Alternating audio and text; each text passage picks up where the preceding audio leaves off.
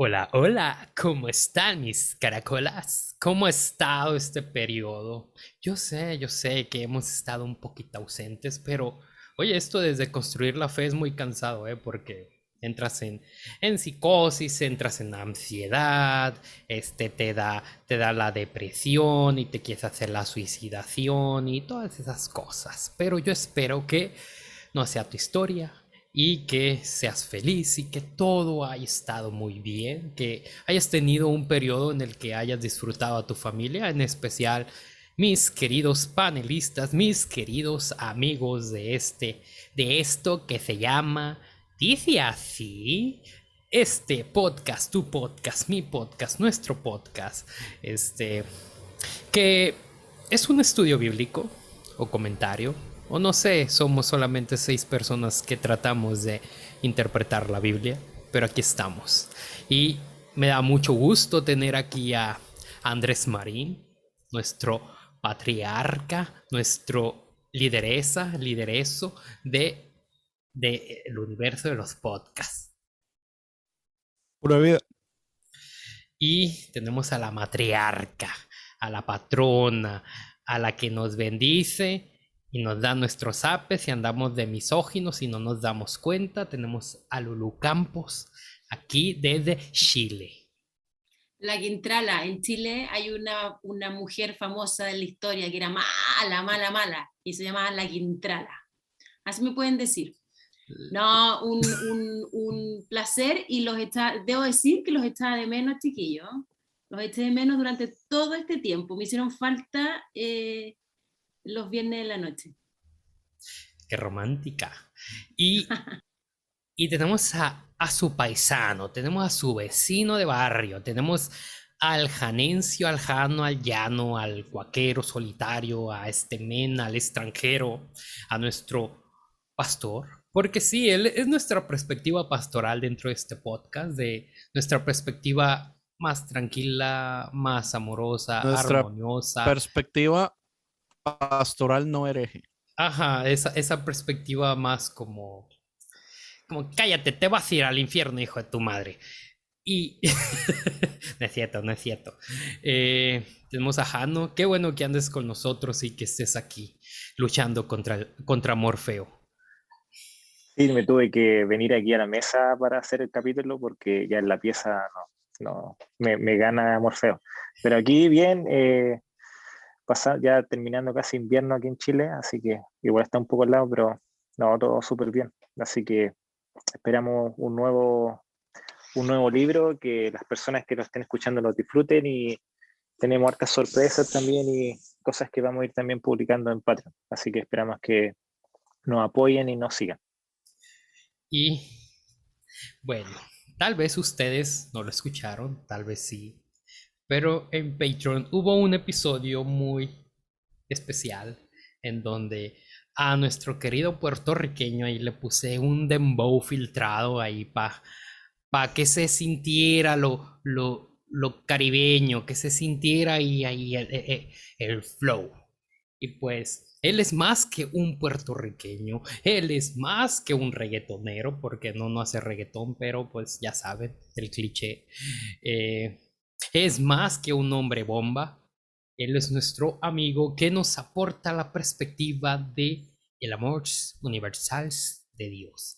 Y qué bueno que andes por acá, Nader Manarra, espero que no esté invocando un demonio. Qué bueno que andes aquí. Huepa, saludo a todos. Es un placer poder estar nuevamente con ustedes y hablando de las cosas hermosas que vamos a ver en el libro de Marcos y escuchar de las quejas de Andrés sobre el libro de Marcos. Y Uy, hay tanto. sí que va a haber muchas, creo que desde el versículo 1 va a tener sus quejas. Y bueno, ya sabes quién soy yo, si no sabes quién soy yo. A mí me dicen EMS, aunque a veces les digo a la gente que me puede decir Iman también, pero pues soy EMS, según Andrés, soy EMS Cárdenas. Y qué bueno que estén por aquí. Les doy la bienvenida, disfruten esta nueva temporada de Marcos. que supuestamente van a ser 38 episodios, pero creo que van a ser 40. Y pues sean felices. E iniciamos con Marcos 1:1. Esta es la historia de cómo empezaron a anunciarse las buenas nuevas acerca de Jesús, que es el Hijo de Dios, el Mesías. Todo comenzó como Dios lo había anunciado por medio del profeta Isaías. Yo envío a mi mensajero delante de ti, y él va a preparar todo para tu llegada. Alguien grita en el desierto: prepárenle el camino a nuestro Dios, ábranle paso, que no encuentre estorbos. Y hoy vamos a empezar con todo lo que se necesita saber antes de llegar a esto, porque si tú no entendiste algo, yo tampoco. E iniciamos. De nuevo, qué gusto estar acá. Dice así, como dijo Lulú, los extrañamos durante ese tiempo y extrañé estar grabando los viernes y pues como dice Ems, ¿no? Vamos a comenzar con un poquito del contexto de Marcos. Y creo que una de las primeras noticias que no es tan popular es que decidimos comenzar con Marcos porque quisimos iniciar los evangelios en orden cronológico. De hecho, esta fue idea de nuestro patriarca, el apóstol Andrés Marín, que sería muy bueno, ¿no? Que comenzáramos hablando de la Con Biblia. mucho gusto. El apóstol Con de los la evangelios, pizza. el apóstol de la pizza, en orden cronológico, porque generalmente desde la cultura tendemos a creer que que Mateo fue lo primero que se escribió. Y esto se lo debemos a Agustín de Hipona. San Agustín de Hipona, en el siglo IV, él había creado esta idea de que el evangelio de Marcos era un resumen del evangelio de Mateo. Por lo tanto, pues no era un evangelio muy importante, así que no había que darle mucha importancia. Y como dato curioso, en las homilías de la Iglesia Católica Romana, que son nuestros hermanos mayores de todos los protestantes, no se leía el Evangelio de Marcos hasta el año 1960. O sea, de tanto que Agustín de Hipona, que era un líder que tuvo mucho peso y autoridad, por lo tanto no se cuestionaba lo que él decía. Y al él decir que Marcos era una simple copia de Mateo, que no era necesario enfocarse en él, no se leyó y no se utilizó hasta que en el Segundo Concilio Vaticano, que fue en 1960-1962, se determinó que se iba a utilizar de manera equitativa todos los evangelios, incluyendo Marcos, en las homilías de nuestros hermanos católicos. Entonces, Marcos ha sido un evangelio al cual no se le ha prestado mucha atención a lo largo de la historia. Uh-huh. Lo interesante es que es completamente al revés. De hecho, Marcos escribe primero y lo que me encanta es que Marcos sí es cierto, es más pequeño, tiene menos información, menos detalle, pero cuando se escribe el escritor de Mateo, la razón que se ve motivado a escribir Mateo es porque dice: yo ocupo decir la historia correctamente porque Marcos hizo un pésimo trabajo, pero agarra todo el esqueleto de Marcos y empieza a construir encima del esqueleto de Marcos. Y después Lucas hace exactamente lo mismo con el de Marcos, pero también agarrando de Mateo. Exactamente. Completamente erróneo lo tenía.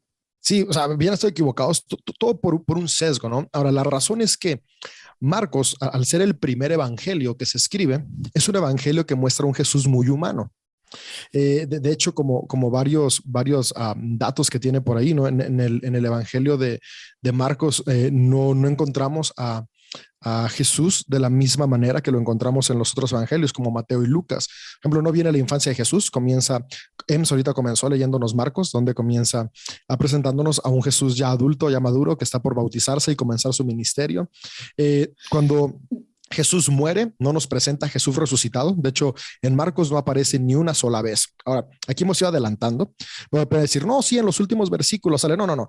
En Marcos termina en el capítulo 16, versículo 8, ahí termina Marcos. El manuscrito los más antiguos que se tienen, ahí termina. A partir del versículo 9 del capítulo 16 en adelante, son agregados muy posteriores. Entonces, para Marcos no se presenta ni Jesús de infante, o sea, no viene este nacimiento virginal, no viene todas estas cuestiones de los milagros, y tampoco se ve a Jesús resucitado. Además, Marcos gira todo su entorno central en la región de Galilea, que es vista por los judíos como el peor lugar para estar, ¿no? Para los judíos, la presencia de Dios estaba en el templo de Jerusalén y de ahí se iba expandiendo como en circulitos, como en ondas circulares. Y después de la región de Judea sigue la región de Samaria, después está la región de Galilea, que es donde nace, crece y se forma Jesús. Y desde Marcos, ahí pasa 3 años de su vida. El ministerio de Jesús, los 3 años los pasa en Galilea. Y Galilea es la frontera con los paganos, es la frontera con los que no son judíos. Por lo tanto, para ellos es muy complicado que Marcos centra que le da tanta importancia a la región de Galilea. Entonces, este y muchos otros aspectos hicieron que los primeros padres de la iglesia, como Orígenes, entre otros, no le dieran importancia a Marcos. Y después viene San Agustín y dice que es una copia de Mateo, pues todavía le dan menos importancia y se va creando esta cultura. Es hasta 1800, es algo sorprendente, ¿no? Cuando viene la ilustración, que viene siendo hasta el año 1835, que viene Karl Lachmann, que es un biblista y teólogo alemán. Los alemanes aquí son los maestros detrás de las ciencias bíblicas, aunque ya había habido otros hombres como Baruch Spinoza, que fue un filósofo judío que ya había estado cuestionando todas estas cuestiones de las formaciones de la Biblia. Son los alemanes en la época de la Ilustración que dedican su vida a estudiar todo esto. Y él descubre esto que se le llama la prioridad de Marcos. Por eso es que hay tantos pastores alemanes. Sorry por interrumpirlo, pero es que era extremadamente importante decir eso. Y también algunos pastores belga. ¿Quién era Marcos? Sí, eso mismo te iba a preguntar, David. ¿Se sabe con certeza quién es este Marcos, escritor, autor o se sabe quién, si es uno solo, son varios personajes? No, que... Mira, desde el estudio filológico de este evangelio, sí se puede ver que el esqueleto es de un solo autor, a diferencia de otros textos como por ejemplo Apocalipsis, que tiene distintos autores, o la segunda carta de Corintios, que es muy fácil ver los pegazones. El evangelio de Marcos sí tiene un solo autor y tiene pequeñas modificaciones, como todo. O sea, todo escrito bíblico tiene modificaciones a lo largo de la historia, desde los que se iban por error, porque se transcribían a mano, hasta los que se iban intencionalmente, donde hay ciertas manos, ¿no? Por ejemplo, en el inicio de Marcos, ahí viene un agregado que ahorita vamos a ver, y el más notorio son los últimos versículos, ¿no? Después de Marcos 16:8, a partir del 16:9, es un agregado muy posterior, pero todo lo demás sí es de un solo autor, y este es el único evangelio del que se tiene una ligera pista de quién lo pudo haber escrito. No se sabe quién. ¿Eres discípulo de Pablo? Pues, o sea, la tradición habla sobre el discípulo de Pablo, pero que en realidad comenzó siendo un discípulo de Pedro. O sea, si nos vamos a esta tradición viene por las menciones de Marcos en el Segundo Testamento, ¿no? Entonces a Marcos se le comienza a mencionar en el libro de los Hechos, y de hecho es los primeros lugares donde se le va mencionando. Y en el libro de los Hechos, en Hechos 12:25, que eso se está relatando más o menos en el año 44 después de Cristo, o de nuestra era, mejor dicho, podemos ver cómo Bernabé viaja a Antioquía, de Antioquía a Jerusalén, y lleva a Marcos, ¿no? Marcos va con Pablo de Tarso. Pero podemos ver un poco antes de Hechos, un texto que se escribió mucho antes, porque Hechos se escribe en el 90 de nuestra era. Es posterior incluso al Evangelio de Marcos. Y posterior, o sea, antes de esto, tenemos una cita en Colosenses. Ahora, Colosenses se escribe en el 80, también es después del Evangelio de Marcos. Por eso aquí te digo que es complicado poder saber si sí es o no es, porque a Marcos se le comienza a citar después de que ya se escribió su Evangelio. El Evangelio de Marcos se escribe en el año 70. Ahora, ¿por qué sabemos que se escribe en el año 70? Porque desde el estudio filológico, especialmente en Marcos 13, donde viene esta predicción de Jesús sobre la destrucción de Jerusalén, esto era muy común que se escribía en la literatura una vez que el templo ya había sido destruido. Otra cuestión por la que Marcos se situó en el año 70 es porque su lenguaje es completamente paulino. La influencia de Pablo está sobre Marcos, y Pablo escribe entre el año 51 al año 58 de nuestra era. Aquí va otra novedad que no es muy común en las enseñanzas cristianas. Creemos que lo primero en escribirse fueron los evangelios, y no, primero Pablo escribió. O sea, este Marco ya tenía conocimiento de las cartas de Pablo, por ejemplo. Así es. Entonces, ese es uno de los argumentos donde podemos decir que tal vez sí es histórico lo que se nos relata de este Marcos en Hechos, que era este discípulo de Pedro, que después se vuelve amigo de Pablo porque era sobrino de Bernabé. Entonces, al ser sobrino de Bernabé y Bernabé ser compa de Pablo, pues ahí se van uniendo. Y aunque Marcos comienza con una teología muy inclinada hacia lo que Pedro predicaba, que Pedro era judaizante, al estar en contacto con Pablo. Sí, incluso creo que, no sé si, bueno, tú me decís si estoy equivocado, hay un versículo bíblico que menciona a Marcos que como que Pablo no quería que estuviera con él. Era como sí, que algo tenía Marcos que como que tenía como algo erróneo o un comportamiento. Pero hay sí, un momento en que Pablo lo manda a llamar y dice, ahora es necesario que esté con nosotros, porque algo había exactamente. pasado en ese transcurso. Mira, en Hechos 13 podemos ver que cuando estaban en Pergue, en este viaje, el primer viaje de Pablo, donde iba Marcos, que lo invita a Bernabé, ahí Marcos abandona a Pablo y a Bernabé. No sabemos por qué, o sea, hay especulaciones mil. Una de las cosas que sí sabemos desde la información que tenemos en el Nuevo Testamento es que Marcos y Bernabé pertenecían a familias muy adineradas por el tipo de su casa. Por ejemplo, en Colosenses 4, que es la primera mención de Marcos, que Colosenses escribe antes que Hechos, podemos ver que cuando eh, se le saluda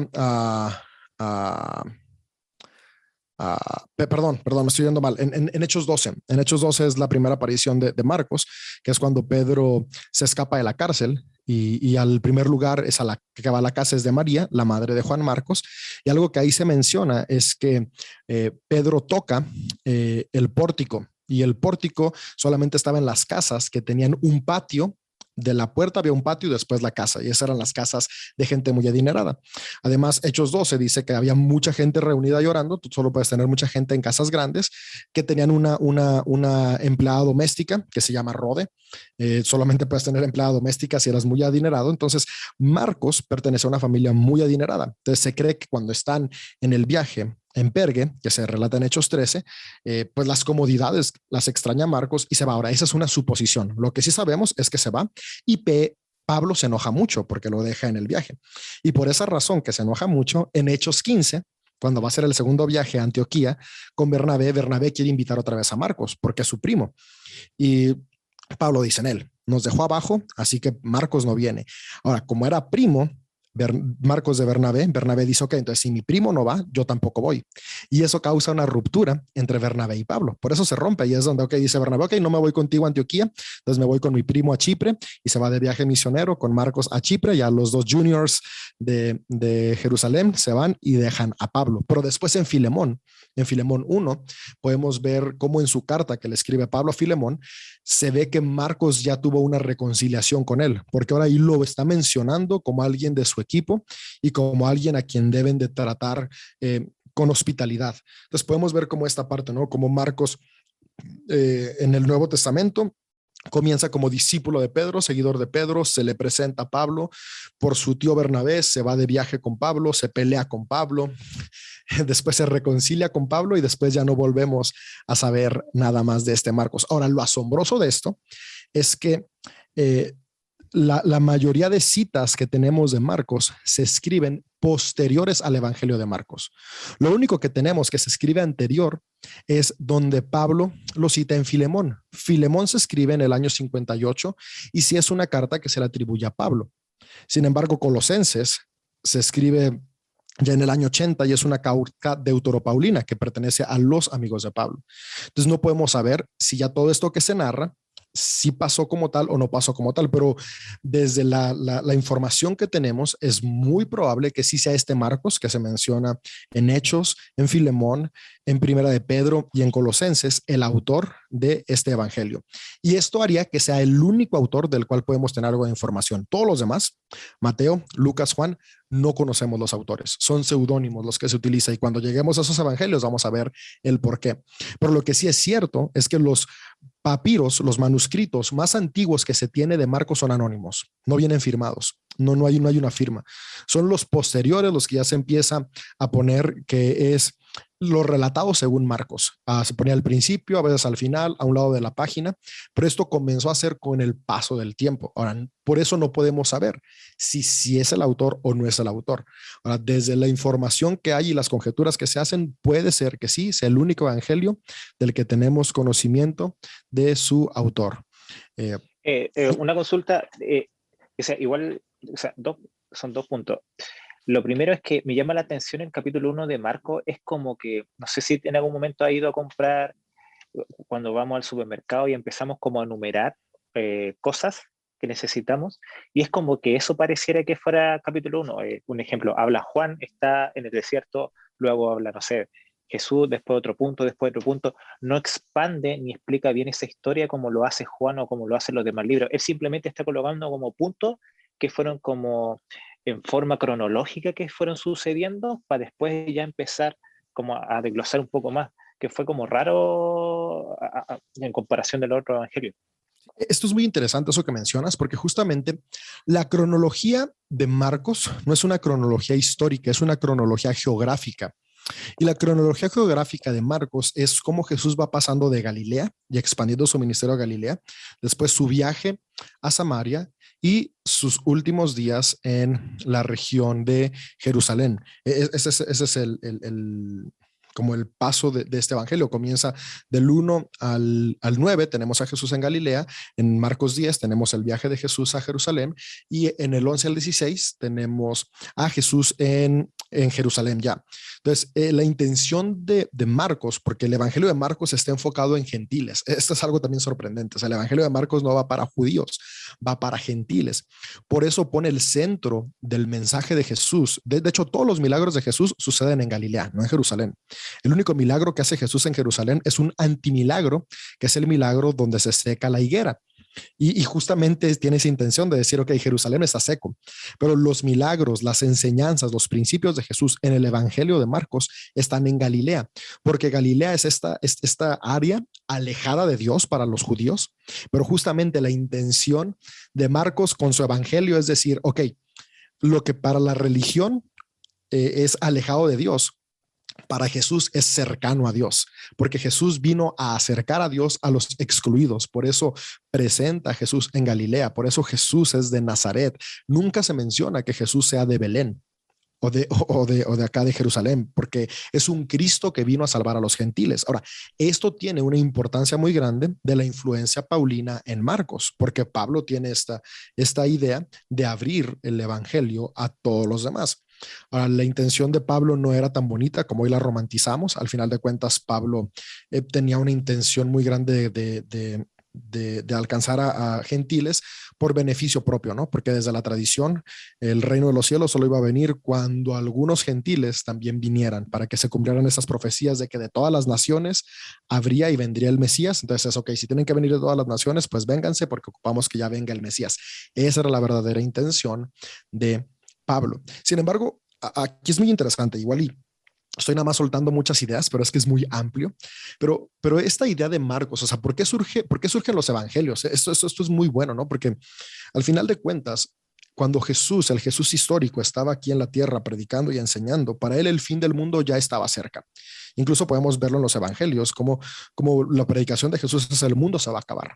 Para Pablo, el mundo ya se va a acabar. O sea, en Primera de Tesalonicenses, que es lo primero que se escribe, lo primero que es el primer libro, el libro más antiguo del Nuevo Testamento es Primero de Tesalonicenses, que se escribe en el 51 de nuestra era. Pablo, en el capítulo 4, está hablando de esta esperanza y dice, los muertos en Cristo resucitarán y nosotros los vivos nos encontraremos con ellos. O sea, para Pablo, Jesús va a venir cuando él todavía esté vivo. Lo que pasa es que Pablo muere y Jesús no viene. Pasa el tiempo y Jesús no viene. Y hay algo que sucede que es crucial, que es la destrucción del templo. Con las revueltas del 67 y del 70 de los judíos y la opresión de los romanos para detener estas revueltas, el templo es destruido y comienza a haber una incertidumbre de, ok, el mundo no se está acabando. Entonces, ¿qué pasa?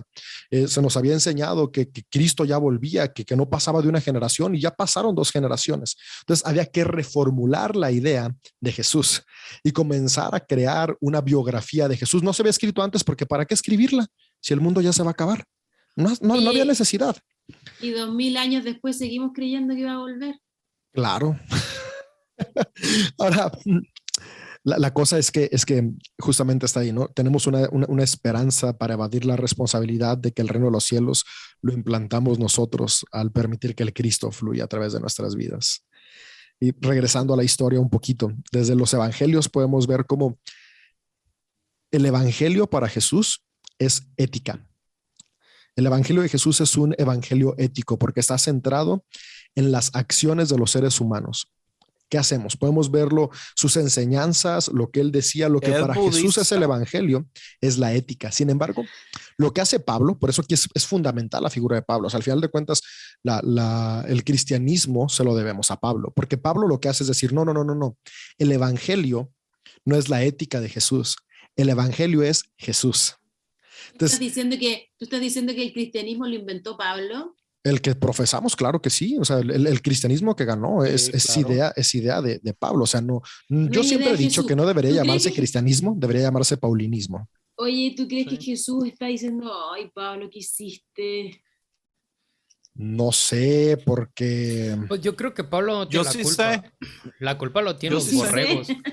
Yo hablé con Dios la vez pasada y Dios me dijo, todo se fue a la chingada con Pablo, después con Constantino, todo ha sido un desmadre. Es y que después como dice así. no podemos culpar a una persona porque Pablo solamente estaba viviendo su fe. O sea, yo no entiendo por qué un chingo de Pero cristianos. No, Pero Pablo cambió el mensaje. Pero déjeme explicarle qué es lo que sucede, por la razón que para mí es tan importante que leamos el Nuevo Testamento en orden cronológico. Porque si nosotros leemos el Nuevo Testamento como está, que es como lo lee todo el mundo, usted ve a un Pablo con ideas muy centradas desde el principio. Parece que su teología él la ha entendido desde el principio hasta el final. Pero si leemos a Pablo en orden, nos vamos a dar que Que nos fue vamos a dar creciendo el cuenta vato. que la teología de Pablo cambia desde los primeros escritos hasta los últimos Sí, sí. montonones. Por Sí, eso hay que pero es seguir leyendo la importantísimo Biblia. darse cuenta que las ideas de Pablo que parecen ser tan bien fundamentadas no lo están porque Pablo estuvo en el aire por mucho tiempo creyendo cosas diferentes. Y en orden usted puede ver esa curva. En el orden que tenemos nosotros ahorita, que es basado en el orden del más grande al más pequeño, es que esto es tan tonto. ¿A quién rayos se le ocurrió? O sea, ¿por qué son tan brutos que decidan escoger el libro más grande va a ser el primero y el libro más chiquitito va a ser el último? Y por eso tenemos a Mateo, Marcos, Lucas, Juan, Romanos. Bueno, Una consulta. ese orden que dices comenzó con las cartas paulinas. Las cartas paulinas son las que están acomodadas de la más Sí, grande a la son más los pequeña. 4 evangelios. Los evangelios están Des- presentados de cómo Agustín de Hipona creía que era el orden. Correcto. Para él Mateo era el más importante, después como Marcos era una copia de Mateo, pues iba después Lucas era como la extensión de Mateo y después Juan es el que viene acá a contarnos algo más espiritual, por eso se acomodan Pero en ese orden. usted sabe que nos jode también el asunto por completo, Sí, porque uno de los problemas grandes que tenemos es que volvemos a lo mismo. Cuando usted lee a Mateo primero y después usted lee a Marcos, usted ya viene con un montón de cosas frescas que usted lo que hace es llenar huecos o inconsistencias que hay en Ujú. Marcos que son muy grandes. O sea, Así en es. Marcos Ahora, nosotros no vemos a un Jesús como un maestro sabio. En Marcos Jesús está bateando la mitad de las veces. En Marcos le preguntan a Jesús, explíquenos esto, maestro, y el maestro no puede explicarlo. ahora O sea, ¿sabes que eso es tan intencional? humano, es tan imperfecto. Ujú. ¿Sí? La idea de la iglesia es borrar esta parte humana de Jesús, porque entre más humano, Sí, más a difícil eso es. me refiero. Justamente por eso primero se pone Mateo, ¿no? Porque ya una vez, tal como dices, si lees primero Mateo y después Marcos, ya llegas con una perspectiva de un Jesús divino y no de un Jesús humano que alcanza la divinidad, que es lo que termina presentando Marcos. Entonces, Marcos, al venir con toda esta correcto. influencia de todo lo que ya Pablo ha estado enseñando, desde su experiencia, viene y escribe el primer evangelio. Ahora, la intención de Marcos no es presentarnos tanto la ética de Jesús, como es tan importante para Mateo y Lucas. Por ejemplo, el sermón de la montaña y de la llanura, que comprime la ética de Jesús, no viene en Marcos. En Marcos no está. En Marcos hay muchos hechos y acciones, porque para Marcos, todavía sigue esta idea del Jesús apocalíptico, ¿no? De que ya se va a acabar el mundo, entonces no se ha acabado, pero ya se va a acabar, entonces hay que presentar los hechos y las acciones porque Marcos tiene dos intenciones, que es presentar a Jesús como el Cristo. Esa es su idea. Entonces, de Marcos 1 al 8, vamos a estar analizando. El centro de Marcos 1 al 8 es presentar a Jesús como el Cristo. Y de hecho termina en Marcos 8, 27 al 37, es donde viene esta declaración de Pedro, donde dice Jesús, ¿quién dicen las demás personas que son? Dice, no, pues que Elías, que este. Y él dice, ¿y quiénes dicen ustedes que yo soy? Pedro dice, tú eres Jesús el Cristo o Jesús el Mesías. Y aquí es donde se cierra la primera parte, ¿no? Todo lo del 8 hacia atrás, al 1, la intención de Marcos es presentar a Jesús como este ungido.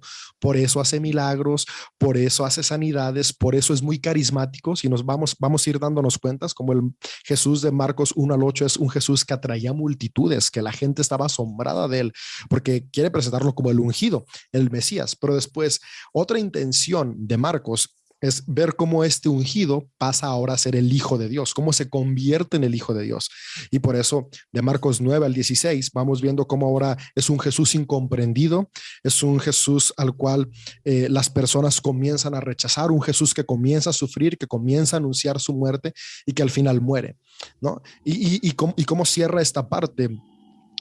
Marcos cierra con Marcos 15, donde está la declaración del centurión en el versículo 39 o 38. Ya cuando lleguemos ahí vamos a ver el versículo exacto. Podemos ver, ¿no? Como el que dice es verdaderamente eres hijo de Dios. Y aquí está hermoso, porque a final de cuentas recordemos, Marcos es un evangelio para los gentiles. Entonces, quien descubre que Jesús es el Mesías, el ungido, que son los primeros 8 versículos de Marcos, es Pedro, un judío. Porque a final de cuentas el Mesías era para los judíos, pero el Hijo de Dios es para todos, es universal. Y por eso el que hace la declaración de es el Hijo de Dios no es un judío, es un centurión romano. Porque al final de cuentas Marcos quiere llevarnos y nos va a llevar a través de estos 40 episodios de Dice Así. ¿Marcos es un cinturón? ¿Un centurión? No. Al final en Marcos 15:39, cuando Jesús ya está crucificado, hay un centurión que está ahí. Y es el que dice, ¿no? Tú eres el Hijo de Dios.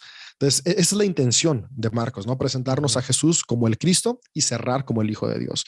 Y creo que con esto podríamos irnos conectando muy bien hacia el inicio de Marcos, ¿no? De todas maneras, durante los demás episodios vamos a ir viendo más cápsulas interesantes e históricas del origen de este evangelio. Porque así parte el versículo 1 como está Exactamente.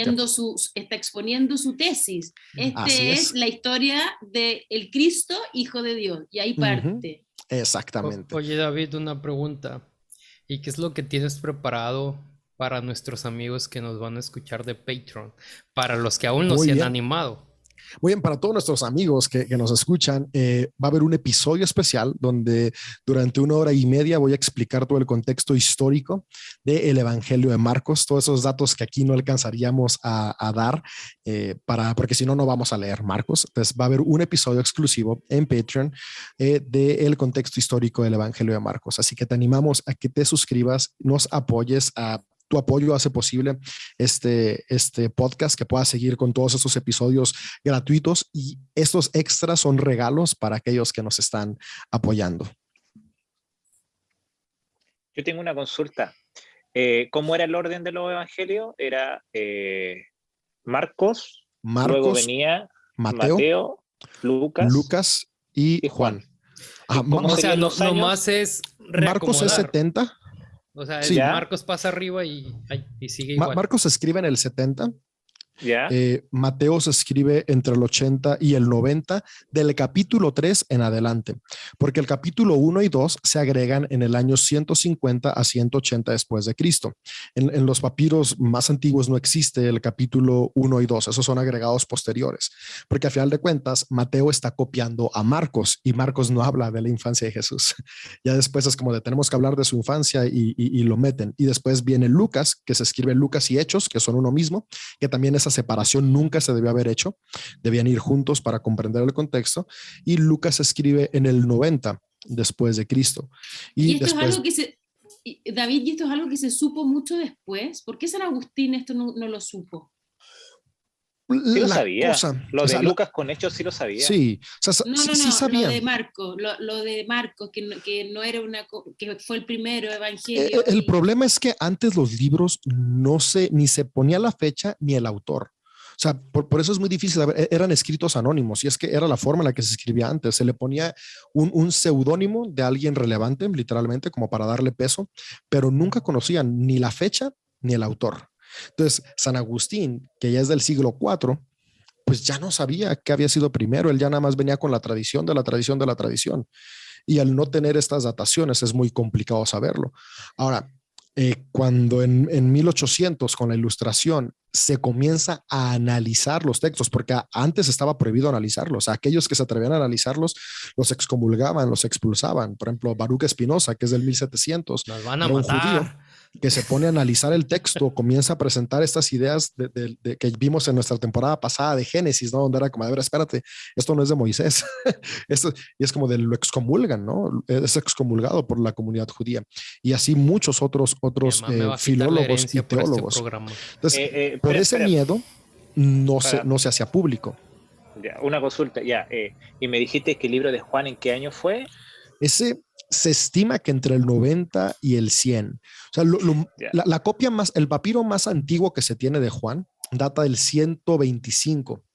Entonces, de ahí hacia atrás, tomando en cuenta ciertas cuestiones filológicas e incluso el lenguaje, ¿no? El griego que se utiliza, entonces se calcula que el Evangelio de Juan está entre finales de los 90, 100, más o menos 110. Una consulta, ¿cómo se sabe que a lo mejor fue escrito en el año 50, pero por copias y copias y copias se estima que fue en el año 90? Número uno, por el tipo de griego con el que están escritas las versiones más antiguas que se tiene. Y número dos, por las referencias. O sea, lo que escribe ahí sería imposible que se hubiera escrito antes. Las referencias que utilizan no cuadran. Por eso se puede saber que Marcos escribe antes que Mateo, por las referencias lingüísticas que vienen ahí. Ahora, otro dato curioso es que el peor griego es el de Marcos. O sea, el griego más feo es el de Marcos y el de Apocalipsis. Esos dos libros tienen el griego más mal escrito de todos los libros del Nuevo Testamento. Entonces, por eso, por el contenido que tienen, sumado a las palabras. Pero entonces, un ejemplo, tendría que haber tenido Juan aproximadamente unos 100 años como para haber escrito el libro. Es que la cosa es que estás pensando en Juan, el discípulo de Jesús. No, sí, es que por eso estamos hablando de, o sea, calculando los años de la escritura de cada evangelio y aplicándolo con la edad supuestamente de la persona que lo escribió, ningún seguidor de Jesús escribió nada. Ningún seguidor de Jesús escribió absolutamente nada. El primero que escribe es Pablo, y Pablo no fue seguidor de Jesús. Entonces, no tenemos ningún texto escrito por algún discípulo de Jesús. Y en el caso de Pedro, y ahí está todavía tantito peor. Por ejemplo, el libro más nuevo, el último que se escribe es Segunda de Pedro, que se escribe entre el 120 y el 150 después de Cristo. Se utiliza únicamente el nombre de Pedro para darle peso a esta carta. La primera carta de Pedro está datada del 95 a 110. Igual no son escritos de los discípulos de Jesús. Son ya escuelas que tenían la enseñanza de estos discípulos que firmaban en su nombre.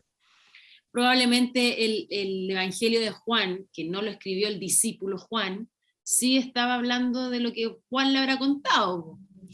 La cosa es que ya aquí nos vamos a ir a otro lado, ¿no?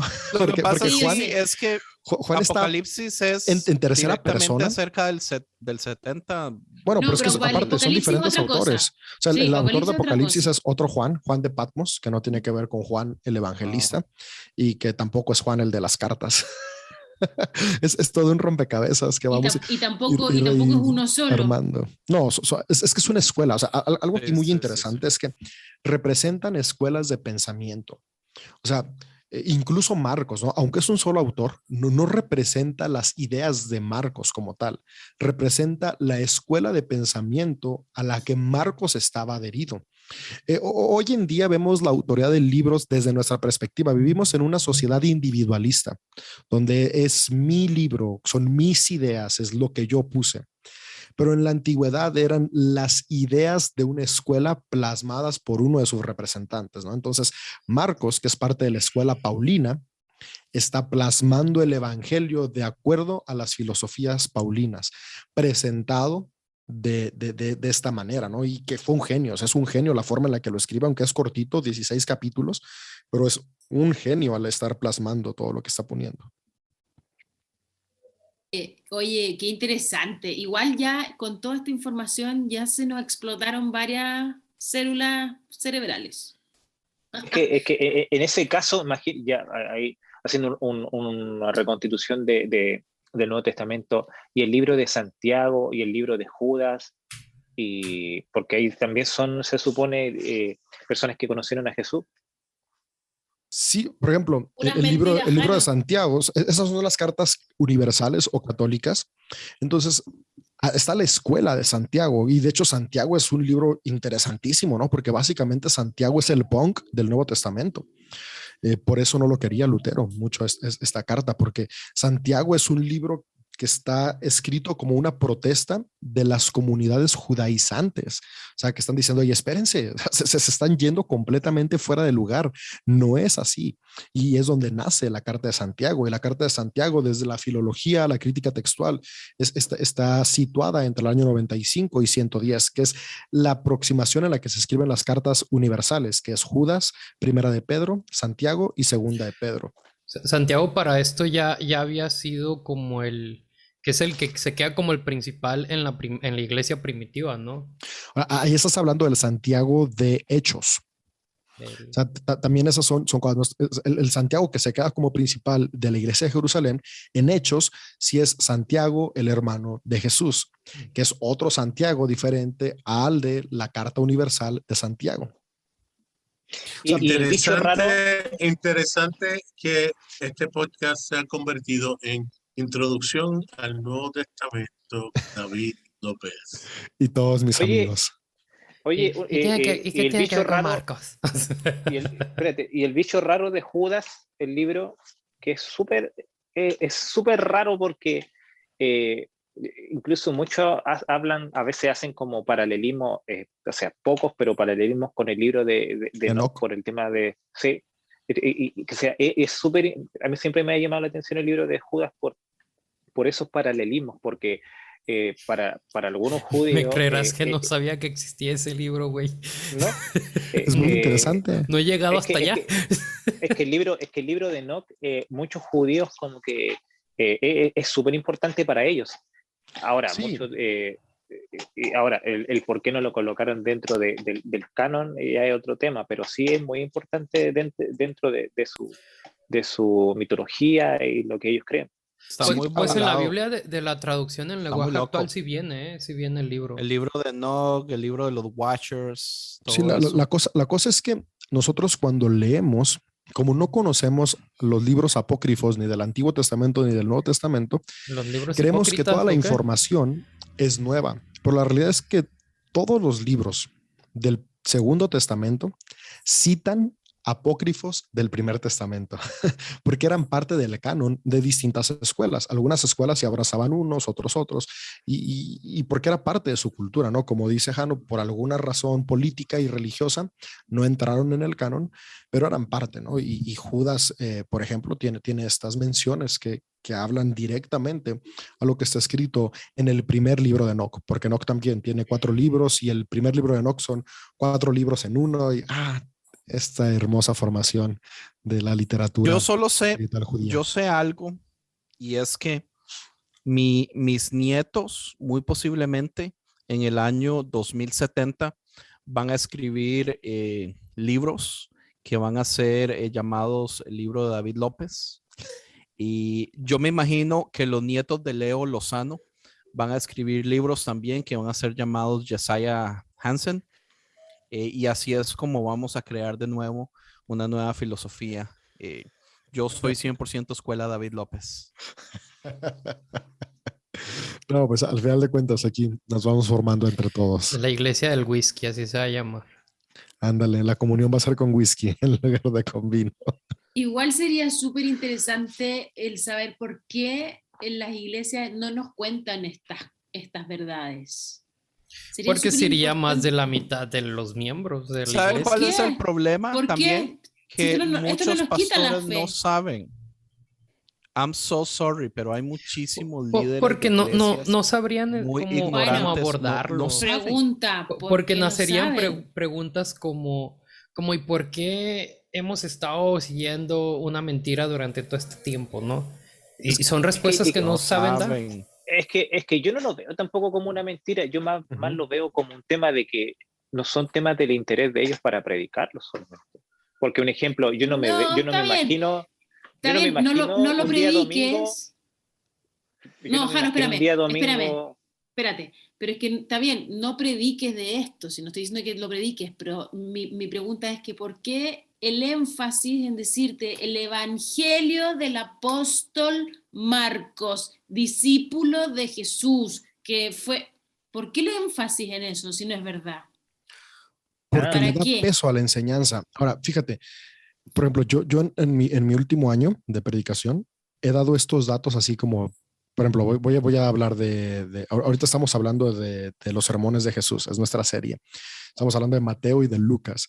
Y en cada sermón digo, ok, esto no lo escribió un seguidor de Jesús, lo escribió alguien muchos años después. Y siempre es como de, no nos digas eso como que arruina el mensaje. Y después es como de que el sermón del monte no es que Jesús comenzó en Mateo 5 y terminó en Mateo 7, ¿no? O sea, es que el autor de Mateo compiló todos los sermones que Jesús dio a lo largo de su ministerio y los juntó como si hubieran sido uno solo en el monte, pero esto lo dijo a través de 3 años o más, porque no sabemos cuántos años en realidad estuvo predicando. Me bajo y hay gente que es como de, eso como que le quita lo bonito, o sea, nos gusta más que haya sido uno solo. Entonces, sí, o sea, a la mayoría de las personas no les gusta que se Miénteme, rompa por la favor, burbuja. te lo pido, Espérate, miénteme. Entonces, pero yo lo me he enfrentado entiendo. con este comentario constante, o sea, cada sermón hay gente como de, wow, qué chido, como muchos que Sí, es de, porque nos gustaba lo otro.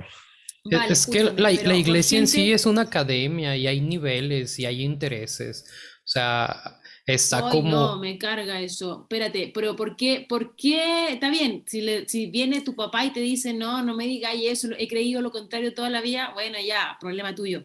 Pero me estoy refiriendo a la gente nueva, a la gente que está No, a ellos aprendiendo les esta encanta. información desde primera. ¿Por La qué gente nueva les encanta. mentirles? Lulú, ¿Para qué mentirles? es que Lulú, hay gente, o sea, para que no entendáis, hay gente que le encanta saber este tipo de cosas, pero también hay mucha gente que no le interesa nada este tipo de cosas. Lo único que ellos quieren es llegar un día domingo, que les predique bonito, lo más posible una palabra que le levante el ánimo y le sirva para toda la semana, y eso es su evangelio. Pero ¿y esto Pero por no qué le te quitaría el interesa. ánimo? ¿Esto por qué te No, quitaría el ánimo? me refiero que este tipo de datos, un ejemplo, yo como lo veo, este tipo de datos sirve como para un discipulado. Y la mayoría de la gente que va a discipulado es gente que aparta su tiempo para ir a un estudio bíblico. Y el 80% de la iglesia no lo va a hacer. Bueno, David te lo puede decir. No lo va a hacer porque no está ni ahí, no le interesa.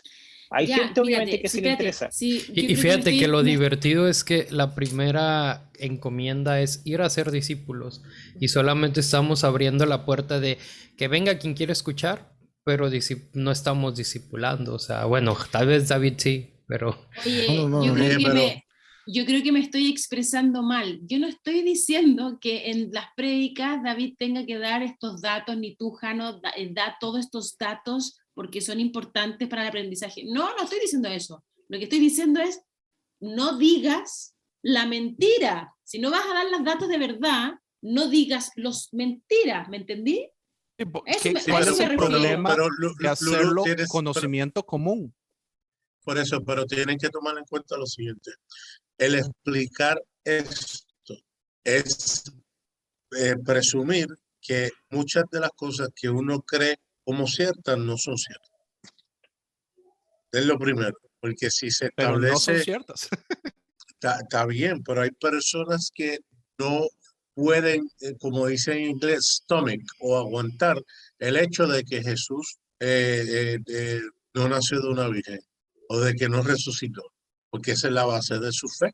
Pero ¿por ¿Entiendes? qué? Porque la razón que they cannot stomach that es porque se les ha enseñado y se les ha mentido de que son bebés. Hay una razón Claro, específica porque no pueden. Entonces, claro, tenemos pero que seguir chineando esta ignorancia activa, o sea, decisión propia. Usted quiere ser ignorante, entonces mezclaron respeto dos su cosas. ignorancia. No, está bien, No, es pero que, hay que tomar en pero, cuenta espera, aún espera, así pero que los espérate, estudios... es que están mezclando Ajá. dos cosas, porque un ejemplo, estamos mezclando datos, que los datos son tangibles, y estamos mezclando cosas que son parte de la fe, que no sabemos si pasaron o no, como un ejemplo, las dos cosas que tú nombraste, resurrección y nacimiento de una virgen. Esas cosas no las sabemos, por eso que aplicamos la fe, pero los datos los tenemos. Entonces, claro, estamos mezclando dos cosas que igual no tienen mucho que ver, porque no tenemos cómo comprobar el tema de Jesús si no se sabe en realidad. es Pero que lo otro tienen sí. que Pero ver el porque punto, se predican como dogmas, por porque eso, no pero se dejan de predicar como dogmas entonces.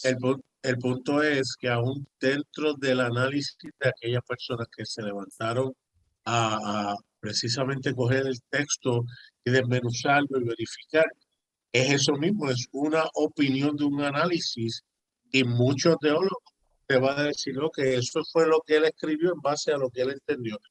Y es interpretar sí, por eso es que están las diferencias que hay, existan, porque hay quienes van a decir, no, ese autor no me porque tenía una agenda, lo que sea, no fue honesto. Y eso es lo que va a pasar. Por eso es que tienes Am- personas que no lo están haciendo deshonestamente, realmente que la fuente está y dicen la verdad y en base a eso que ellos van a predicar y hablar lo que hablan. A mí me da la sensación, fíjate, que se predica esto como, y es que es lo que estoy criticando, así como que si yo me paro a predicar y digo, el Evangelio de Marcos, el discípulo de Jesús que caminó con él, como datos que le están dando peso a mi, o argumentos de peso a mi fe, como si de verdad mi fe no fuera suficiente. Jesús no es suficiente, entonces tengo que ponerle argumentos históricos que no existen para que la gente me los crea.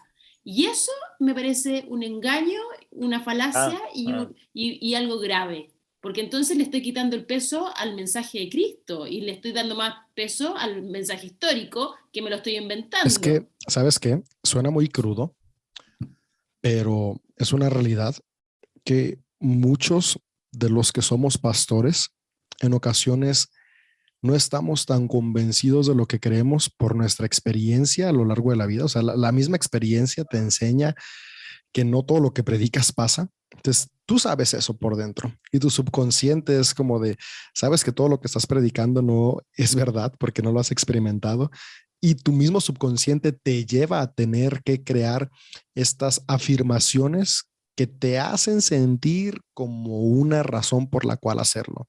Entonces, Claro. creo que es parte de todo un ciclo, ¿no? Y al mismo tiempo, no todos los pastores tienen la culpa porque no todos lo saben, o sea, muchos ni siquiera se los enseñaron, no lo supieron, no es parte de la cultura general. O sea, hay ciertas cosas que en el seminario sí te enseñan y te dicen que no digas, pero hay muchas que no, muchísimas que no.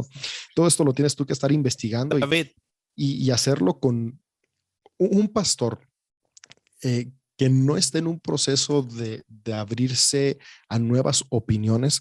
Cuando abre el primer libro de ciencias bíblicas, lo cierra y no lo vuelve a leer porque le ataca el dogma. Entonces, es bien difícil que pastores entren en estos procesos de aprendizaje científico meramente, porque es la ciencia detrás de la Biblia que abre un nuevo discurso cada vez más honesto. Pero es todo un proceso. Miren, yo paso por la mañana, me voy de camino al trabajo, por una avenida que la luz roja tarda mucho, forma mucho congestión de tránsito. Y hay un señor que tiene que tener 38 años y él tiene sus bocinas, él tiene su micrófono y él está predicando lo que él está leyendo en la Biblia. Y yo estoy seguro que su motivo es rescatar a la gente de una condenación eterna, de estar separado por Dios. Él no fue a seminario, él no fue a verificar primero quién escribió ese. Él lo que está leyendo son las palabras que él interpreta de acuerdo a lo que enseñaron también a él, Y a ¿verdad? ver, O cualquier cosa que, y su intención y su motivación, yo la veo, yo lo escucho su pasión, escucho su deseo de que la gente cambie, de que dejen de hacer lo malo, ¿sabes? Por más que esté mal, eh, ¿cómo es? Equivocado, su intención, ¿quién la cuestiona? ¿Me entiendes lo que te quiero decir? Ah, que hay personas que saben esto y su intención es, ¿sabes qué? Predicar, porque si lo predico se me vacía el templo y pierdo dinero. Pues ya, ¿sabes? Vemos una intención eh, eh, eh, distorsionada, ¿no? Sí, y es que si y yo pierdes, lo ¿no? que Yo lo he quería, dicho en otros podcasts, pero en CDO, de que hablo de una manera más honesta sobre los textos bíblicos y que eliminamos el mensaje coactivo coercitivo, los ingresos han disminuido un 70%. Entonces, claro que sí cambia, ¿no? Pero son decisiones que cada quien tenemos que tomar, ¿no? Y cargar con las consecuencias no siempre es lo más agradable y llevadero. Pero sí, por ese lado entiendo a muchos pastores, ¿no? Incluso hay quienes así literalmente me han dicho, o sea, sabemos eso, pero no conviene. Y pues cada quien, ¿no? La verdad, es un rollo muy complejo. pero yo quería Definitivamente, preguntar, David, ¿hay algún modo de saber cuántos pastores de Latinoamérica en porcentaje han ido a seminario antes de pastorear?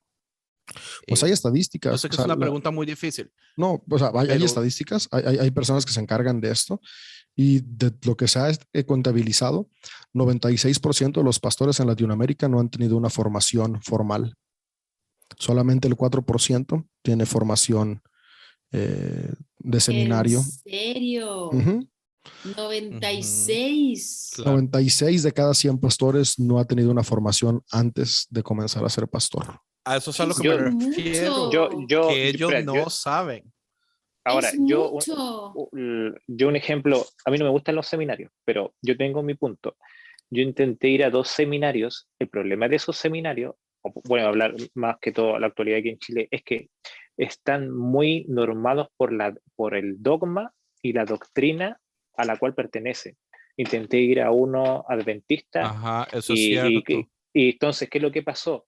Que ellos, yo venía con otro punto de vista y ellos querían como meterme a un cubo en base a su doctrina. Después intenté otro y me pasó lo mismo. Entonces yo dije, no, o sea, no estoy yo como para ir, porque al final ellos como que te trataban de implantar su pensamiento a toda costa y tú no, tú vas a aprender solamente, pero, o sea, por lo Pero menos aquí ¿y en todos Chile los pasa eso. seminarios deben ser iguales o no? Sí, por Pues eso hay que uno que no. Hay muy poquitos que no, por la merecía. Por ejemplo, en el que yo estoy terminando es los que últimos Limud, estudios teológicos, es que sí Limud es bien igual es, cerrado. No, sí, no, pero Limud, yo estudio en Limud de manera informal, ¿no? Limud no es formal. Ahí yo me encanta porque César Silva, que es el fundador de Limud, ha creado una plataforma accesible para las ciencias bíblicas. es que es más Pero nuevo Limud. estoy en un seminario como tal, ¿no? Que lo estoy terminando. Y ahí sí es, o sea, es fundamentalista la onda, ¿no? Y yo ahí me echo mis debates con los maestros y soy el alumno incómodo, pero simplemente lo estoy haciendo porque muy posiblemente en mi país, en unos 5 años, ahora sí haya una ley de que si no tienes una licenciatura no puedes ejercer el pastorado, lo cual yo espero que sí Yo pase lo para odio. erradicar. No, No, yo que sí, eso no, es muy yo lo bueno. odio, Ya no. pero ¿Por no, qué? pero yo te voy a explicar por qué. Porque al final tú conviertes tu llamado en un cartón que te dan al final del seminario. Y tampoco me No, parece, o sea, no. no, pero yo no lo No, estoy o viendo sea, como un llamado, o sea, yo lo estoy viendo como es una que aquí en herramienta Chile, sí, complementaria. Pero es que aquí en Chile sí es así. Aquí en Chile muchos de los ministerios que hay, la forma en que tienen para ti llamarte pastor es que tú terminaste el seminario, luego de que das un par de pruebas, ahí recién ellos pasan a llamarte pastor y pasas tú como a servir. Y, o sea, yo como veo el tema es que yo no necesito, hablando desde ese punto de vista, no necesito yo hacer un seminario para que al final me den un cartón y de ahí recién tenga un reconocimiento pastoral. No sé si, o sea, yo no estoy diciendo que no se estudie. Podríamos en un futuro hacer un seminario que no sea dogmático, que sea en línea para todos los que están en Latinoamérica y quieran la formación de aprender la historia, la teología, los idiomas, sin implantar un sesgo dogmático. Igual y sería un proyecto en el cual podríamos retirarnos en unas décadas. Jano, pero ¿por qué tú dices que el llamado se te corta si tienes un cartón? No estoy diciendo No eso. se Estoy diciendo corta. no, yo no he dicho eso. Yo lo que digo es que hay mucho pastor por título que nunca ha sido pastor por lo mismo. Entonces, o sea, yo entiendo todo lo que dicen de que uno necesita en realidad capacitarse y estoy a favor de eso. Pero por lo menos aquí en Chile el problema que hay es que se van al otro extremo y convierten el seminario en prácticamente una fábrica de pastores que nunca fueron pastores. Al final son personas que se llenaron de conocimiento, pero nunca, solamente tienen el título nomás. Y ellos pasan, por eso que hay poca empatía en el pastorado aquí en Chile, porque son personas que no tienen el llamado, solamente tienen la información. No sé si se entiende en ese aspecto. Sí, pero ¿sabe por qué creo yo que es importante, Llano? Porque yo conozco muchos matrimonios que no son marido y mujer, entonces no deberíamos utilizar tampoco el papel. La gente debería simple y sencillamente unirse cuando se aman y para qué casarlos entonces de aquí en adelante, porque sí, ese matrimonio lo que hace es conectar a personas que no se aman y forzarlos a vivir una vida entera. Sí, pero entonces yo lo entiendo. Yo no me imagino a Jesús entregándole, ya tú estás listo, toma, aquí tenés el papelito, aquí tenés el... No.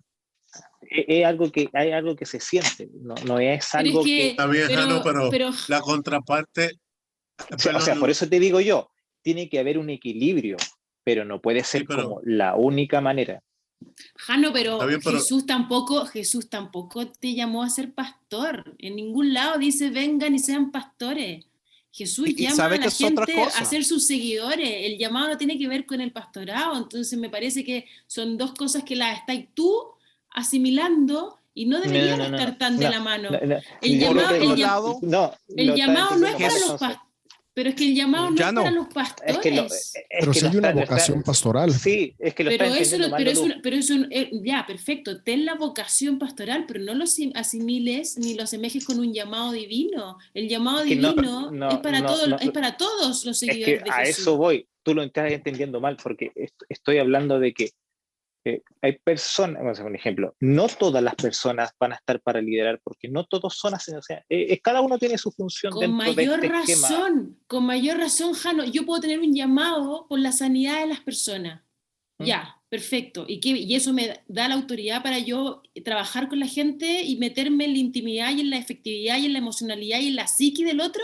No, necesito una formación profesional y académica para poder trabajar con las personas. Ese es mi llamado, sanar a la gente. Ok, tengo un llamado para sanar físicamente a las personas. No, yo creo que tú estás mezclando cosas. Jesús era un rabí. Jesús se preparó toda su vida también. No fue así como que simple y sencillamente agarró el llamado a sus 30 años. O sea, el papel es necesario, man. Porque la contraparte la contraparte es que viene alguien que siente que tiene un llamado y empieza a formar una iglesia o hacer lo que sea, empieza a enseñar cosas horribles y pasa lo que han pasado en sitios claro, sí. que por terminan eso dando un culé y la gente matándose y suicidándose en masa. Pero vean, y ese es el caso extremo, ¿sabes? Pero ¿dónde está? Puede ser responsable y accountable ¿sabe? Ante otras personas de que lo que tú haces y dices tiene peso y afecta a los demás. Ahora, Puede fíjense, causar tanto bien como daño también. hoy en día la educación formal tiene un peso muy grande, pero al final de cuentas, la educación no está limitada a la educación formal. Algo que yo he visto y, por ejemplo, que yo sé que Jano hacen y conozco otros pastores que lo hacen y creo que es algo muy válido y creo que esto es la parte de la responsabilidad, es cuando a través de la educación formal, en lugar de tener un empuje, tienes una limitante, tú te preparas por tu cuenta. Ahora, no todas las personas tienen la capacidad de estudiar por su cuenta. Por ejemplo, los que estamos acá sabemos que Jano es alguien que lee, que aplica principios y que con lo que lo hemos conocido a lo largo de esa temporada podemos ver cómo ejerce un pastorado desde una responsabilidad que se ve que viene respaldada por un conocimiento también detrás de. Entonces Muy yo creo que esto es cuerdo, importante, ¿no? Todos efectivo. aquellos que no encuentran un espacio en la educación formal, no tomarlo como, porque eso es lo triste, ¿no? Dicen, ok, no actúan como Jano. No es como, ok, en la educación formal no hay para mí, pues ya así lo dejo, ¿no? O sea, Jano es, la educación formal me quería encerrar, no estoy ahí, pero estudio por mi cuenta, ¿no? Me preparo por mi cuenta, tomo libros, tomo cursos. Entonces yo creo que esto es importante, ¿no? Si tú nos escuchas y eres pastor y no fuiste a un seminario, ese no es un pretexto para no prepararte, ¿no? Estamos hoy en día en la época de la información, donde hay acceso Exacto, para exacto. prepararnos, estudiar y De estar a la acuerdo. altura de las Eso necesidades es de lo que, nuestras exacto. comunidades. Es como lo que yo decía, el seminario no es la única manera de aprender, porque un ejemplo, en varias ocasiones yo he querido, pero estoy como viendo todavía, participar de un instituto como Limud, que lo encuentro súper interesante, y ese instituto no va a salir como con un título, simplemente ellos dan capacitaciones cada ciertos meses, y son cosas súper interesantes las que explican. Entonces, por eso digo, o sea, el seminario no es la única manera como para aprender sobre lo que dice la Biblia. Hay muchas otras herramientas, sobre todo en la época que estamos viviendo también. Y ahora, por lo Ujú. menos yo hablé de la actualidad y yo hablé del ejemplo aquí en Chile. Yo hablé de un ejemplo de un instituto, de dos institutos que están en Viña del Mar, que es cerca de donde vivo. Entonces, son que más que ellos, yo siempre he pensado esto, que si tú vas a estudiar, tiene que ser un lugar que te dé el espacio para poder pensar, que sea un lugar que te dejen como explorar lo que tú vas a aprender, no lugares donde te van a encasillar. Entonces, cuando te quieren encasillar, es porque lo más probable es que no vas a aprender más de lo que tú quieres aprender. Vea, yo no confío en los seminarios. Aquí en Estados Unidos, la mayoría de pastores tienen que ir a seminarios para poder ejercer. En Estados Unidos ya es regla. Y la mayoría de pastores a mí no me gusta la teología de ellos. Los pastores que yo sigo es exactamente eso, es gente que pasó su seminario para tener el título, para poder ejercer, pero no se estancaron ahí, sino que continuaron. La mayoría de teólogos que yo sigo, que son pastores, han aprendido no necesariamente de seminarios cristianos, sino que van a universidades, estudian historia, estudian griego, todo fuera de iglesia, todo fuera de contexto cristiano.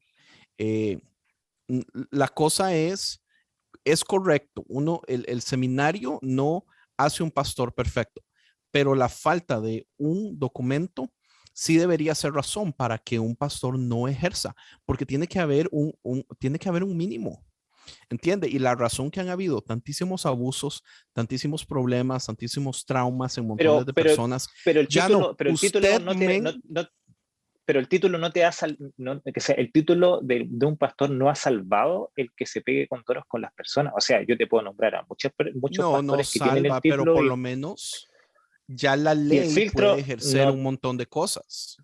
Aquí en Chile por Ya lo por lo menos no existe menos, eso. bueno, sí, No, o sea, eso no sé. Jano, Jano, Aquí en escucha, Chile no es así. si yo estoy de acuerdo con que el título no te salva de ser un buen pastor, por supuesto que no, y como dice Andrés, O un patán. es un piso, obviamente. También hay muchos médicos que son asquerosamente malos como Mm. médicos y tienen el título, lo mismo en profesores, en Ujú. psicólogos, lo que sea, ahí ya tiene que ver con la persona. Sin embargo, no porque no te asegure el seminario, vamos a bajarle la vara a la Ah, no, no, profesión no, no, del no. pastor, que yo creo que la profesión del pastor, fíjate, es muy importante socialmente. Es un lugar súper importante porque estás trabajando directamente con personas y con Es que personas además que ya, están en un lugar donde la invitación es ya a ser vulnerable. Entonces, una persona que trabaja con personas con mucha más responsabilidad. Por lo tanto, pienso que un pastor, para ejercer como pastor, no solamente tiene que saber de la Biblia y que saber harto, sino que tiene que saber de es que sociología, de antropología, de ahí psicología, voy de yo. Sí, historia. ahí Y voy yo, que ahí, un aquí en pastor Chile, necesita Jano, más. aquí en Chile, por esa excusa que tú decís, como que no, el seminario te encasilla, hay cada mono con navaja delante de ¿Mm? 200 personas enseñándoles barbaridades y nadie lo regula, po. Es Nadie que, es regula que, eso. Ya no, es que que usted sea uno de los buenos no quita el riesgo de que hayan cientos de malos. mira, les voy a dar un ejemplo. Póngale que haya regulación. ¿Cuál va a ser, cuál sería los lineamientos de esa regulación? Te voy a dar un ejemplo. Ponle tú, Andrés, que el día de mañana tú quieres ser pastor. ¿Tú crees que bajo los lineamientos de los cuales Eso tú no va a vives? pasar nunca. No, pero escúchame. Bajo los lineamientos que tú crees y que tú vives, ¿tú crees que podrías llegar a ser pastor? No, lo Vea, más ya no. probable. Yo soy No, pero me líder, entiendes, pero me yo entiendes tú lo fui, que yo te digo. Al final, si sí, pero existen no. lineamientos, al final lo mismo, o sea, los mismos lineamientos para ser alguien o algo vienen dentro de un cuadrado. Entonces, si tú Sí, pero estás es que fuera de ese cuadrado, dime. usted se mete en el cuadrado para seguir la regla. El cuadrado no es un límite, no son paredes. Aquí, digamos, yo como líder de alabanza de mi iglesia cuadrangular, que la cuadrangular como denominación es súper loca. Yo tengo que adherirme a ciertas filosofías que digo de mi boca para afuera, que creo, pero todo el mundo sabe que no es cierto. ¿Entiendes? O sea, mi pastor sabe que yo no creo en Satanás, que no creo en el infierno, un montón de cosas. Eso no afecta en nada. Uno de los muchachos que trabaja en el grupo de alabanza es oficialmente ya un pastor de la iglesia cuadrangular. Él tuvo que hacer un examen y poner qué es lo que él cree. Él no pone lo que él cree, él pone lo que la Foursquare quiere escuchar. Porque sí, es una estupidez, pero de todas formas Terrible. es una estupidez pequeñamente necesaria para poder tratar de buscar, aunque sea para poder tratar de buscar una defensa social, pienso yo, para las personas que han sido afectadas al respecto. O sea, no piensen usted, ya no, usted es un buen pastor, usted es un más inteligente, como dice David, usted es una excepción, brother, usted es un unicornio, ya no. No piensen usted, piensen todos los demás que dice Lulu que andan mono con navaja, men. Sí, no, O sea, claro. hay Yo creo, muchísima gente haciendo yo daño. creo que en ese aspecto, yo creo que el pastor, más que estudiar en un seminario, yo creo que va enfocado mucho más en un tema de orientador familiar, porque eso es su trabajo. Y yo creo que el maestro va más orientado a lo que es la teología dura en sí. Porque aquí igual estamos mezclando dos conceptos que dentro de la iglesia tienen trabajos totalmente diferentes. Una cosa es el que enseña, o el maestro, que ¿Quieres? obviamente necesita estudiar en este instituto teológico, y el otro es el pastor, que es el que guía, orienta, aconseja a las personas que necesiten sí un trabajo o con un perfil psicológico y de orientador familiar. Entonces, en muchas iglesias hacen esto, juntan las dos actividades, o sea, las dos funciones y las hace una sola persona. Y mi idea es no, o sea, es como separar esas funciones y que hayan personas capacitadas para cada una de esas áreas. O sea, un ejemplo, a mí me gusta enseñar, pero no, yo no soy como, yo veo más como un ejemplo a David, yo lo veo más como un maestro por todo lo que explica y tiene datos. Yo no, yo soy más como práctico en muchas ocasiones. En cuanto a la explicación, hacerle más práctica la enseñanza a las personas. Entonces, igual son como funciones diferentes que yo creo que en muchas ocasiones confundimos los roles dentro de la misma iglesia también.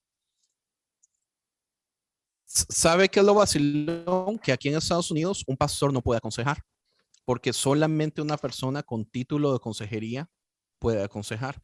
Entonces, esa función de pastor que usted dice que tiene muchísimos pastores en Latinoamérica, aquí en Estados Unidos es prohibido. Si usted a una persona le dice, divórciese, sepárese de su esposa, no se tome estas medicinas porque Dios lo va a salvar, man, es una demanda de millones de dólares, es prohibido. Y eso yo es no una creo que esa es la función. Lo están haciendo ahora mismo y no hay consecuencias Es con esto un del COVID. excelente punto. Pero se Bueno, supone que no debería. pero Bueno, es una creo que regulación. aquí hablamos algo muy bueno, ¿no? Tenemos ya un episodio para Patreon sobre qué onda con los pastores que estudian o no estudian. Sí. Un ejemplo, mi No. esposa, A ver, mi esposa ¿quieres cerrar? estudió en un seminario. Mi esposa estudió en un seminario bíblico y empezó y terminó. Y un día yo me pongo a conversar con ella, le digo, ¿y te sirvió? ¿Aprendiste algo? Y no sé, dentro de las conversaciones que tenía, ¿sabéis qué me dijo? No aprendí nada. Yo Pero les voy a, no, pero no me hablaba Yo no en confío en los cuanto a, seminarios tampoco. espérate, yo dije, pero ¿cómo no aprendiste nada? Pero ella no me decía en base a conocimiento, o sea, datos. Ella me hablaba de en cuanto a lo que a mí me enseñaron, no me sirve para aplicarlo hacia las personas. Exacto. Y Ujú. yo quedé así como, o Sí. sea, ahí yo dije... Uno de no, mis mentores, que es el pastor Juan Speaker, él habla mucho de eso, ¿no? O sea, cómo el seminario te prepara mucho en lo teológico, pero muy poco en lo práctico. Y él parte de su vocación, ahora que ya no es pastor principal, hace 10 años, 11 años o más, la verdad, tal vez me equivoco, le dejó el pastorado principal a su hijo, Andrés Speaker, y ahora en todo este tiempo él se ha dedicado a formar, a equipar pastores justamente en esta área, ¿no? Cómo hacer iglesia en el día a día. Y al menos para mí, sus enseñanzas, sus mentorías han sido una herramienta muy, muy práctica en el día a día que creo que es necesario que sea accesible para todos los que estamos en alguna expresión de ministerio, sin importar cuál sea nuestra rama, ¿no? Progresista o bueno, conservadora. yo les voy a decir una cosa, esto es lo que yo creo, pero mientras la iglesia siga sin regulaciones sociales, cívicas sociales, se les va a venir, les digo, les voy a tirar una palabra profética, se les va a venir todo el peso de la ley encima en pocos años más. Porque el mundo está bien? cambiando, la ¿Y está bien? sociedad está 5 años cambiando. en México. Espérate, el mundo está cambiando, la sociedad está cambiando, el ser humano está cambiando y el nivel de abuso emocional y afectivo y relacional que existe en la iglesia va a tener un pare y lamentablemente como la iglesia no ha hecho el cambio, va a tener que cambiar a la fuerza cuando los demanden, los denuncien, los cierren, los clausuren. Y ahí no les va a quedar otra que cambiar. Y Yo está bien. quisiera Espérate. tener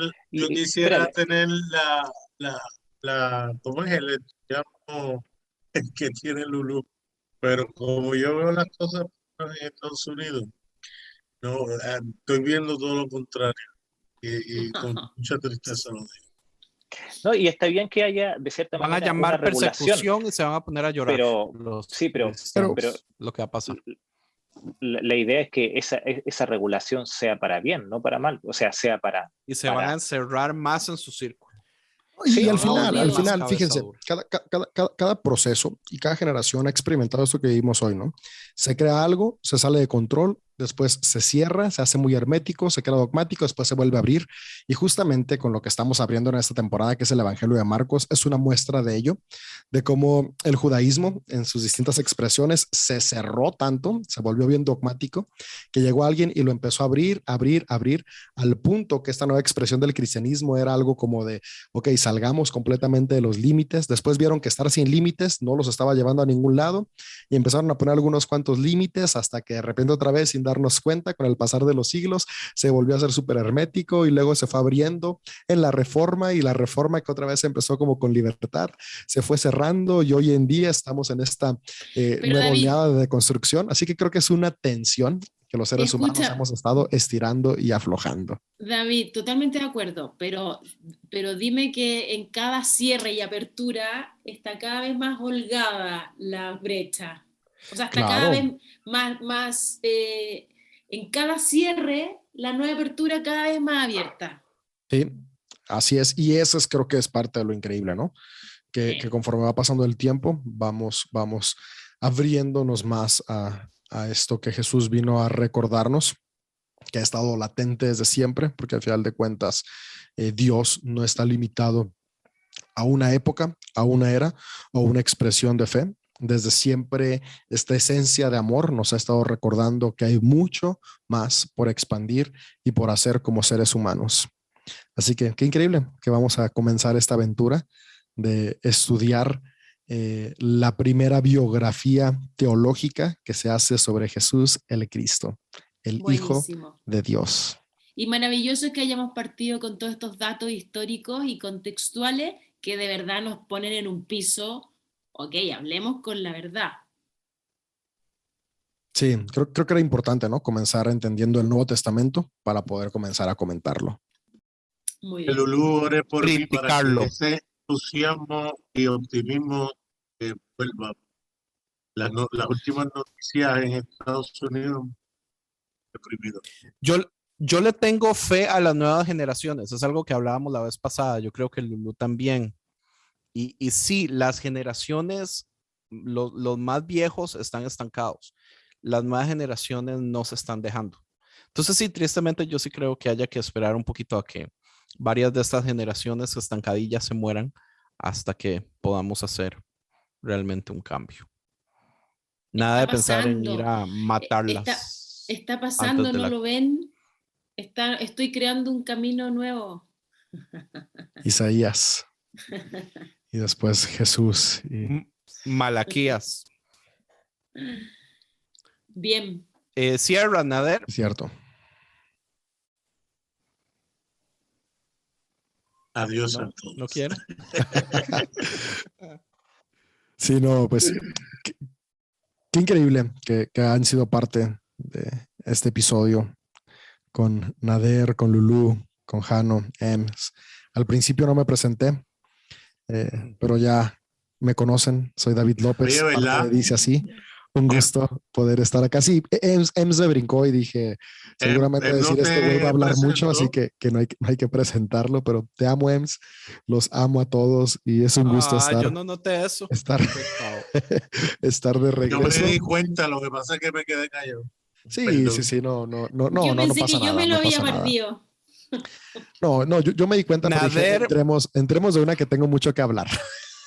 Por ese silencio, por callar la verdad, es que ganó Trump. Exacto. Para que aprendas la lección. Si hubiera sido por eso. El Así sistema, que- lo que pasa es, el problema que está pasando, y esto es una pausa, o antes de que se despida David, que sí es cierto lo que usted está diciendo, las No, espera, generaciones están... espera. Es mejor que termine y luego seguimos conversando. Ok, cierto. Pero ya habíamos que terminado. ¿Qué más hay que decir? Muy bien, pues gracias por escuchar este episodio, amigos y amigas de Dice Así. Recuerden que si desean escuchar lo detrás de escenas y algunos datos curiosos más, seguirnos en Patreon. Su apoyo hace posible que este podcast siga avanzando y creciendo. Y pues estamos contentos de iniciar esta nueva aventura. Nos vemos el próximo episodio con Marcos 1. Namaste. Chao, chao. Bye, bye. Hasta la próxima.